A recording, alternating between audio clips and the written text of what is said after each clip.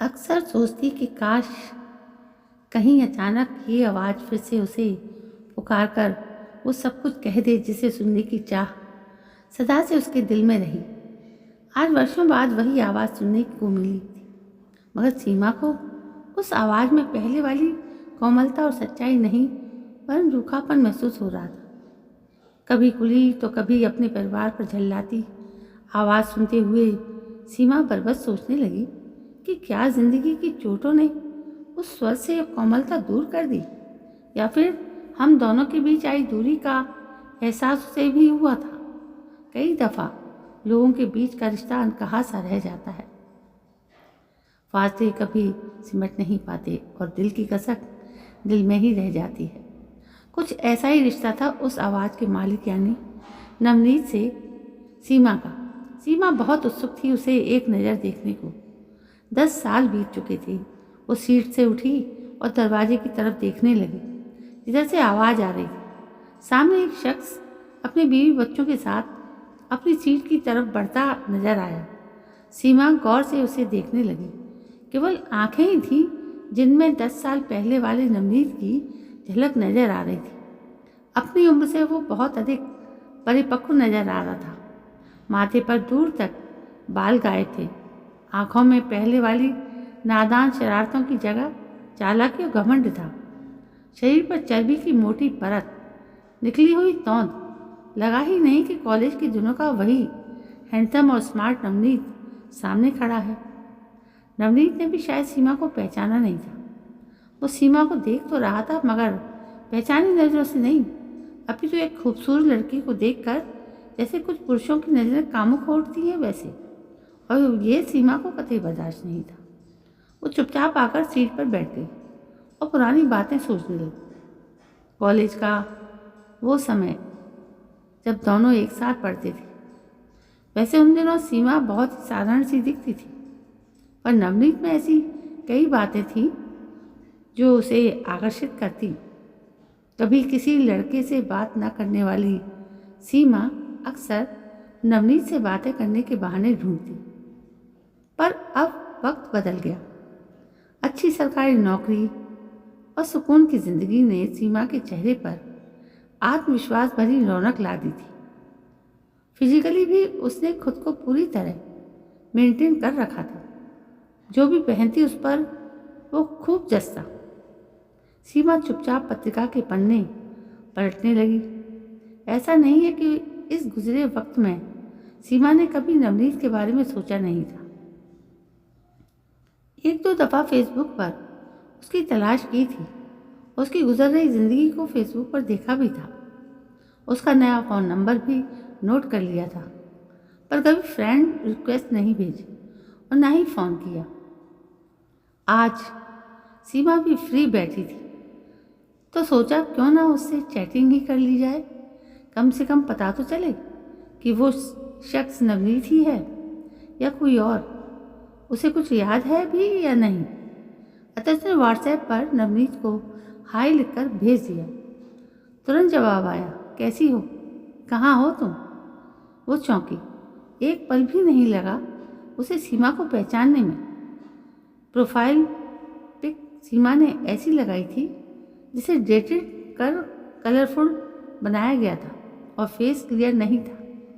शायद मैसेज के साथ जाने वाले नाम ने तुरंत नवनीत को उसकी याद दिला दी थी। सीमा ने मैसेज का जवाब दिया, पहचान लिया मुझे? याद हूँ मैं, 100% याद हो। और सब कुछ क्या? सीमा चौंकी। वही जो तुमने और मैंने सोचा था। सीमा सोच में पड़ गई। नवनीत ने फिर सवाल किया, आजकल कहाँ हो और क्या कर रही हो? दिल्ली में हूँ, जॉब कर रही हूँ। सीमा ने जवाब दिया, गुड। उसने स्माइली भेजी। तुम बताओ घर में सब कैसे हैं? 2 बेटे हैं ना तुम्हारे? सीमा ने पूछा। हाँ, पर तुम्हें कैसे पता? नवनीत ने चौंकते हुए पूछा। बस पता रखने की इच्छा होनी चाहिए। सीमा ने नवनीत के जज्बातों को टटोलते हुए जवाब दिया। वो तुरंत पूछ बैठा, तुमने शादी की?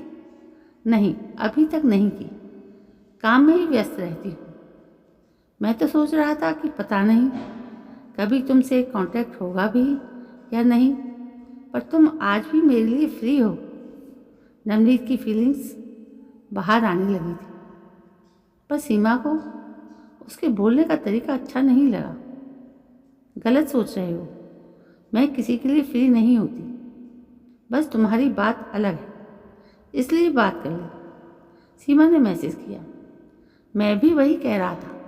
वही क्या? यही कि तुम्हारे दिल में मैं ही हूँ। सालों पहले जो बात थी वही आज भी है। नवनीत ने मैसेज भेजा। जब सीमा ने काफ़ी देर तक कोई मैसेज नहीं किया तो नवनीत ने फिर से मैसेज किया। आज तुमसे बात करके बहुत अच्छा लगा। हमेशा चैटिंग करती रहना, ओके? श्योर। अजीब सी हलचल हुई थी सीमा की दिलो दिमाग में। अच्छा भी लगा और थोड़ा आश्चर्य भी हुआ। वो समझ नहीं पा रही थी कि कैसे रिएक्ट करे। उसने मैसेज किया, वैसे तुम हो कहाँ फ़िलहाल? फ़िलहाल मैं ट्रेन में हूँ और बनारस जा रहा हूँ विथ फैमिली। With family? हाँ, ओके, एन्जॉय। कह सीमा ने फ़ोन बंद कर दिया। ये तो पक्का हो गया कि वो नवनीत ही था। वो सोचने लगी ज़िंदगी भी कैसे कैसे रुख बदलती है। फिर बहुत देर तक वो पुरानी बातें याद करती रही। घर आकर सीमा काम में व्यस्त हो गई। सफ़र और नवनीत की बातें भूल सी गई। मगर अगले दिन सुबह सुबह नवनीत का गुड मॉर्निंग मैसेज आ गया। सीमा जवाब देकर ऑफिस चली गई। शाम को ऑफिस से घर आकर टीवी देख रही थी तो फिर नवनीत का मैसेज आया। क्या कर रही हो? टीवी देख रही हूँ। और आप? सीमा ने सवाल किया। आपका इंतज़ार कर रहा हूँ। मैसेज पढ़कर सीमा मुस्कुरा दी और सोचने लगी इसे क्या हो गया है। फिर मुस्कुराते हुए उसने मैसेज किया। मगर कहाँ? वहीं जहाँ तुम हो। ये तुम ही हो या कोई और? अपना फ़ोटो भेजो ताकि मुझे यकीन हो। मैं कल भेजूँगा, तब तक तुम अपना फ़ोटो भेजो प्लीज़। सीमा ने एक फ़ोटो भेज दिया। तुरंत कमेंट आया, मस्त लग रही हो। मस्त नहीं, स्मार्ट लग रही हो। सीमा ने नवनीत के शब्दों को सुधार। नवनीत चुप रहा। इसके बाद 2 दिनों तक उसका मैसेज नहीं आया। तीसरे दिन सीमा फिर से गुड मॉर्निंग मैसेज देखकर पूछा, और बताओ कैसी हो? वैसा ही जैसा तुमने छोड़ा था। मुझे नहीं लगता। तुम्हारी ज़िंदगी में तो काफ़ी बदलाव आए हैं। तुम पति परमेश्वर बने और पापा भी। सीमा ने कहा। इस पर नवनीत ने बड़े ही बेपरवाह लहजे से कहा, अरे यार, ये सब छोड़ो। तुम बताओ क्या बनाओगी मुझे? दोस्त बनाऊंगी और क्या? सीमा ने टकासा जवाब दिया। वो तो हम हैं ही, कहकर उसने दिल का निशान भेजा। अच्छा, अब कुछ काम है, चलती हूँ, बाय, कहकर सीमा व्हाट्सएप बंद करने ही लगी थी कि फिर नवनीत का मैसेज आया। अरे सुनो, मैं कुछ दिनों में दिल्ली आऊँगा। ओके, आओ तो बताना क्या खिलाओगी, कहाँ कहाँ घुमाओगी, जो तुम्हें पसंद हो। पसंद तो तुम हो। उसके बोलने के टोन से एक बार फिर सीमा चकित रह गई। फिर बोली, क्या सचमुच? मगर पहले कभी तो तुमने कहा नहीं, क्योंकि तुम ऑलरेडी समझ गई थी। हाँ, वो तो 100% सच है, मैं समझ गई थी। मगर तुमने क्यों नहीं कहा? नवनीत ने उल्टा जवाब दागा तो सीमा ने उसी टोन में जवाब दिया, क्योंकि तुम भी समझ गए थे। अब तुम कैसे रहती हो? कैसे मतलब? सीमा ने पूछा। मतलब ठंड में। नवनीत का जवाब था। क्यों, वहाँ ठंड नहीं पड़ती? नवनीत का ये सवाल सीमा को अजीब लगा। नवनीत ने फिर लिखा, मेरे पास तो ठंड दूर करने का उपाय है, पर तुम्हारी ठंड कैसे दूर होती होगी? कैसी बातें करने लगे हो? सीमा ने झिड़का, मगर नवनीत का टोन नहीं बदला। उसी अंदाज में बोला, ये बातें पहले कर लेते तो आज का दिन कुछ और होता। वो तो ठीक है, पर अब ये मत भूलो कि तुम्हारी एक बीवी भी है। वो अपनी जगह, तुम अपनी जगह, तुम जब चाहो मैं तुम्हारे पास आ सकता हूँ, नवनीत ने सीधा जवाब दिया। सीमा को नवनीत का शादीशुदा होने के बावजूद इस तरह खुला निमंत्रण देना पसंद नहीं आया था। पहले नवनीत से इस तरह की बातें कभी नहीं हुई थी, मगर उसके लिए मन में फीलिंग्स थी। अब बात तो हो ही गई थी, मगर फीलिंग्स खत्म हो चुकी थी। उसके मन में नवनीत के लिए एक अजीब सी उदासीनता आ गई थी। 2 घंटे भी नहीं बीते थे कि नवनीत ने फिर मैसेज किया, कैसी हो? अरे क्या हो गया है तुम्हें? ठीक हूँ, सीमा ने लिखा। रातें कैसे बिताती हो? नवनीत ने अगला सवाल दागा। सीमा के लिए ये अजीब सवाल था। सीमा ने उससे इस तरह की बातचीत की अपेक्षा नहीं की थी, अतः सीधा सा जवाब दिया, सोकर, नींद आती है? ये सवाल सीमा को और भी बेचैन कर गया, पर लिखा, हाँ पूरी नींद आती है। और जब नवनीत ने कुछ ऐसा अश्लील सा सवाल किया था कि वो बिफर पड़ी। I don't like this type of gossip. मैं सोच रहा था कि अपने दोस्त से बात हो रही है, मगर सॉरी, तुम तो दार्शनिक निकली।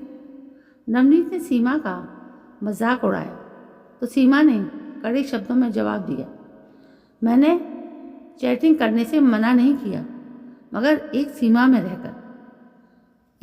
रहकर ही बात की जा सकती है। दोस्ती में कोई सीमा नहीं होती, पर मैं कभी ऐसी दोस्ती के लिए रजामंद नहीं हूँ जिसमें कोई सीमा न हो। सीमा ने फिर से दृढ़ स्वर में कहा, ये मत भूलो कि तुम भी मुझे पसंद किया करती थी।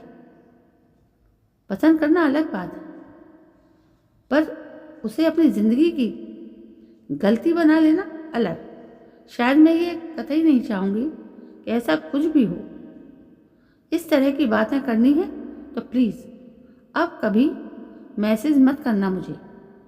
मैसेज भेज। सीमा ने फ़ोन बंद कर दिया। अब सीमा का मन काफ़ी हल्का हो गया था। नवनीत से सदा के लिए दूरी बनाकर उसे तनिक भी अफसोस नहीं हो रहा था। नवनीत जिसे कभी उसने मन ही मन चाहा था और पाने की ख्वाहिश भी की थी, मगर अब वो बदल चुका था। फिर उसकी असली सूरत सीमा को रास नहीं आई।